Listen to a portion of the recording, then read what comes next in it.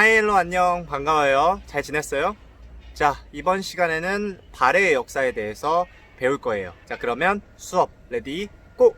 먼저 발해의 역사, 왕의 계보에 대해서 알아보도록 하겠습니다. 왕의 계보는요, 고, 무, 문, 패왕원이 성, 강, 정, 희, 간, 선, 이진, 건황, 현석, 위해, 인선으로 이루어졌고요. 뒤에는 다 왕자를 붙이시면 됩니다. 그래서 패왕원의는요, 중간에 왕의 자리에서 내려왔다는데 어떻게 내려왔냐? 바로 죽임을 당해서 내려왔기 때문에 폐위됐다, 패왕이다 라고 적혀져 있는 겁니다. 발해의 역사 스토리를 시작하겠습니다. 고구려 멸망 이후부터 봐야 되는데요. 평양성 전투에서 고구려와 나당 동맹군이 싸워서 결국 나당 동맹군이 승리하면서 668년에 고구려가 멸망하게 됩니다. 이후 당나라는 고구려 유민을 당의 영토인 요서, 랴오시 지역으로 강제 이주시키고 이들을 통제하기 시작합니다. 당에 강제로 이주당한 고구려 유민들은 당의 통제로 인해서 혹독한 삶을 살고 있었어요. 그러던 중 요서, 랴오시 지역에서 같이 살고 있던 거란 쪽의 추장, 족장이었던 이진충이 반란을 일으킵니다. 이진충의 난이고요. 당나라는 이진충의 난을 진압하고자 군대를 동원하게 되는데 이때 고구려 유민에 대한 당의 통제력이 약해지기 시작했어요.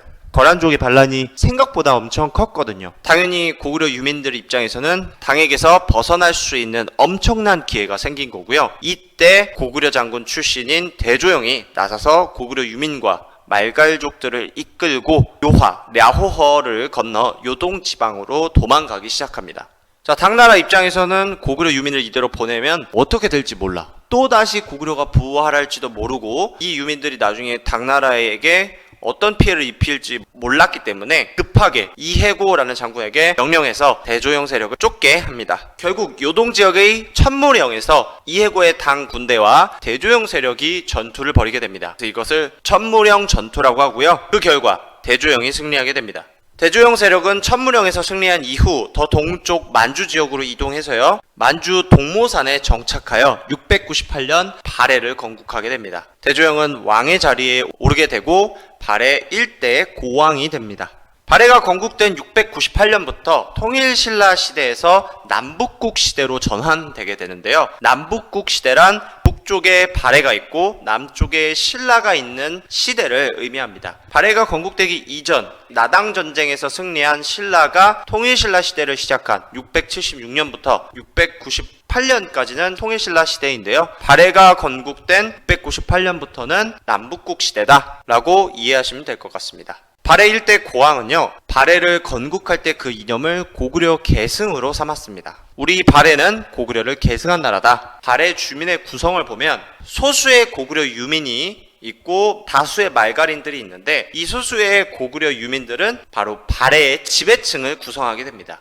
또한 대외적으로 홍보할 때 발해는 고구려를 계승한 국가다라고 이야기하면서 그 주변에 있는 나라들이 발해는 고구려 계승한 국가구나 라고 인식하게끔 했다. 그래서 그걸 알 수 있는 대목으로 촉일본기라는 책에 담겨져 있는 외교 문서에 의하면 발해에서 일본으로 보낸 사신을 보고 일본 애들이 이렇게 기록을 합니다. 고려 사신 양승경 등이 방물을 바치고 말하기를 고려국왕 대흠무 문왕이 천황의 승하 소식을 듣고 문안한다 라고 하였다. 일본 천황은 삼가 고려 국왕에게 문안한다 라는 식으로 발해를 고구려와 같은 나라로, 고구려를 계승한 나라로 인식하고 있었다 라는 걸 알 수 있는 대목입니다. 선생님, 근데 고구려가 아니라 왜 고려예요? 그 예전에는요, 고구려라고 불리기도 했고 고려라고 불리기도 했습니다. 이후에 왕건이 세운 고려가 고구려라는 나라의 이름을 계승하겠다라는 뜻으로 고려라 지은 겁니다. 즉 이 당시에는 고구려라고도 불리었고 고려라고도 불리었다라는 거 알고 계시면 될 것 같습니다. 다음 719년 대조영의 아들 대무예가 발해 2대 무왕으로 즉위하게 됩니다. 무왕은 영토 확장 활동을 하게 되는데요.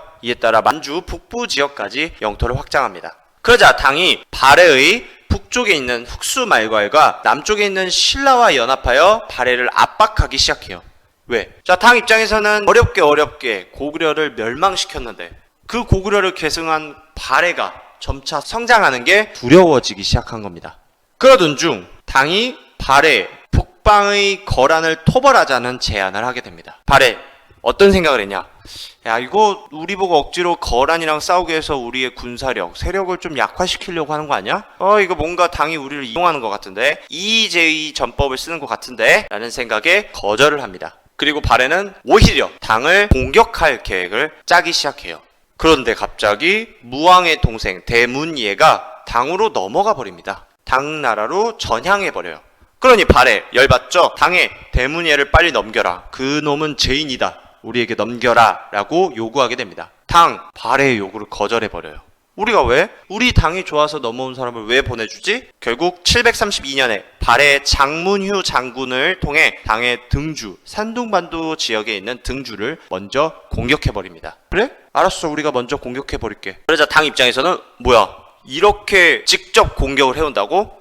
안 되겠다. 이거는 신라와 연합해서 공격해야겠다. 그래서 신라와 함께 발해를 공격할 것을 시도하는데 하필 그때 폭설이 내리면서 신라군이 철수, 당나라도 철수할 수밖에 없었다. 발해는 오히려 이런 상황을 역전시키기 위해 거란과 돌골, 일본과 연합하여 거란, 돌골을 이용해서는 당나라를, 일본을 이용해서는 신라를 압박하는 것을 시도합니다. 결국 두 나라는 충돌하게 되고요. 발해와 당은 요서 지역에 있는 마도산에서 전투를 펼치게 되고 그 결과 발해가 승리하게 되면서 당나라는 발해에 대한 정책을 수정할 수밖에 없었다. 온화하게 친선적으로 수정할 수밖에 없었다. 무왕은 이후에도 두 가지의 정책을 시행했는데요. 하나는 수도 이동입니다. 동모산 지역에서 중경 현덕부 지역으로 수도를 이동하게 됩니다. 두 번째로 황제의 나라를 강조하는데 독자적 연호, 인안을 사용합니다. 우리는 당과 같은 동급의 나라이다. 737년 다음 왕으로 아들 발해 3대 문왕이 즉위하게 되는데 문왕은 외교관계 개선을 먼저 펼칩니다. 당과 친선 관계와 교류를 하기 시작하면서 앞선 문물을 받아들이기 시작했고요. 신라와는 신라도라는 교통로를 설치해서 교류했다. 그다음 일본과는 여전히 활발하게 교류한 거고 다음으로 또 수도 이동을 하는데 동모산에서 중경 현덕부로 이동했던 발해의 수도를 상경 용천부로 한번 이동하고 그 뒤에 동경 용원부로 이동하면서 두 번 수도 이동을 했다. 그리고 문왕도 마찬가지로 황제의 나라를 강조했는데 현손 의식을 강조하고 황제 칭호를 사용했으며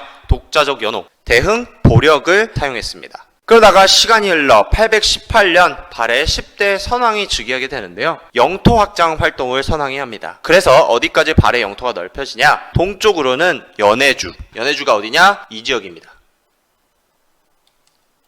그리고 서쪽으로는 요동, 여기 랴호허강 있죠? 이 지역에서 동쪽 지역이 요동이라고 했습니다. 이 지역까지 넓혀졌다.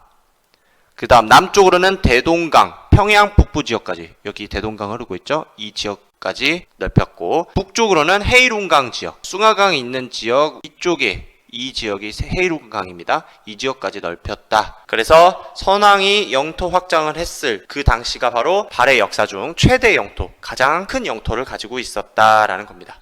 선왕은 이렇게 넓어진 영토를 잘 통치하기 위해서 지방통치 체제를 정비하게 됩니다. 전국을 5경, 15부, 62주로 편성합니다. 이렇게 발해의 세력이 매우 커지자 당나라는 발해를 인정하는 의미에서 발해를 해동성국이라고 부릅니다.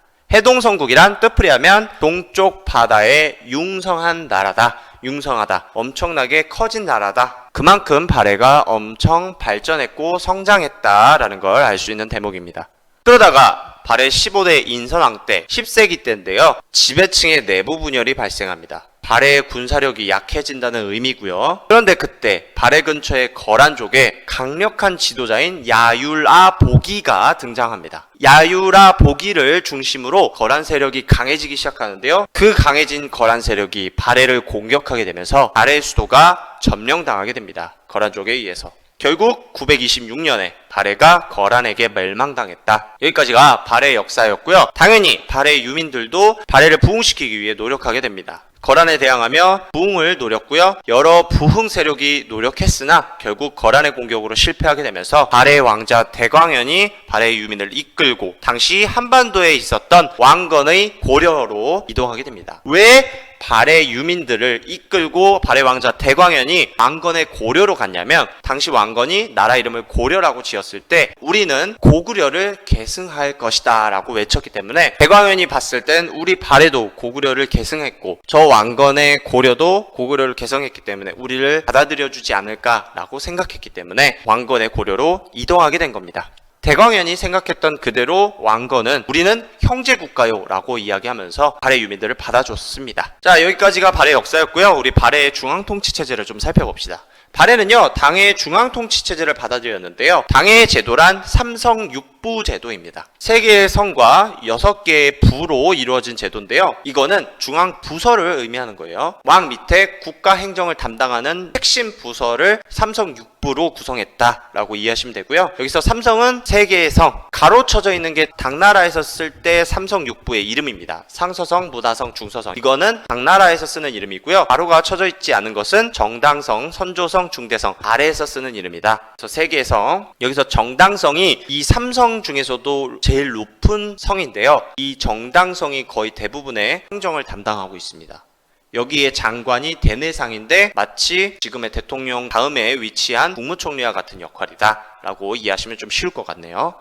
그리고 육부가 바로 이 정당성 밑에 구성되어 있는 6개의 부, 충부, 인부, 의부, 지부, 예부, 신부인데요, 오른쪽에 가로쳐져 있는 게 바로 당나라에서 쓰는 이름이고 왼쪽에 있는 게 발해에서 쓰는 이름입니다. 이렇게 발해는 중앙통치체제를 삼성육부제를 사용하는데, 그 대신 독자적인 방법으로 운영하고 각 기관의 명칭을 당과 다르게 변경하면서, 발해가 그대로 따라하긴 했지만 나름 독자적인 국가라고 말하고 싶었기 때문에 이름을 다르게 변경했다라고 보시면 되겠습니다. 우리 교육기관만 좀 비교해보자면, 최초 교육기관 고구려의 태학, 중앙에는 태학, 지방에는 경당이었고, 그 다음이 바로 통일신라에서 신문왕 때 만든 국학, 이후 경덕왕 때 이름이 바뀐 태학, 그 다음이 나오는 게 발해의 교육기관 주자감 있습니다. 그래서 구분해서 여러분들 알고 계셔야 됩니다.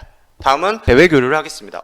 그런데 선생님, 발해의 지방통치는요? 우리 아까 선왕 때 했었어. 5경 15부 62주라고 했었죠? 그것만 알고 계시면 될 것 같아요. 자, 다시 와서 발해의 대외교류에 대해서 배우도록 하겠습니다. 발해의 대외교류를 알려면 발해 오도부터 알아야 돼요. 발해의 오도가 뭐냐? 주변 나라와 교류하기 위해서 설치한 교통로 5개를 의미합니다. 교류를 하기 위해서 막 제대로 되지 않는 길로 가면은 되게 힘들고 어렵잖아. 막 산길 따라 이렇게 이동하면 힘드니까 제대로 닦은 길, 지금으로 얘기하면 포장한 도로라고 이해하시면 좀 쉬울 것 같아요. 뭐 실제로 뭐 아스팔트로 포장하진 않았지만 그만큼 이 길로 다니면 그 나라로 가기 편합니다, 아주 좋습니다 라고 해놓은 게 바로 발해 오도라는 겁니다. 그래서 북쪽서부터 보면 거란도, 거란과 교류하기 위한 교통로고, 영주도와 조공도가 있는데 이것은 당과 교류하기 위해서 만든 교통로다. 2개다. 그 다음 신라도 신라와 교류, 일본도 일본과 교류하기 위한 것이다 라고 이해하시면 되겠습니다.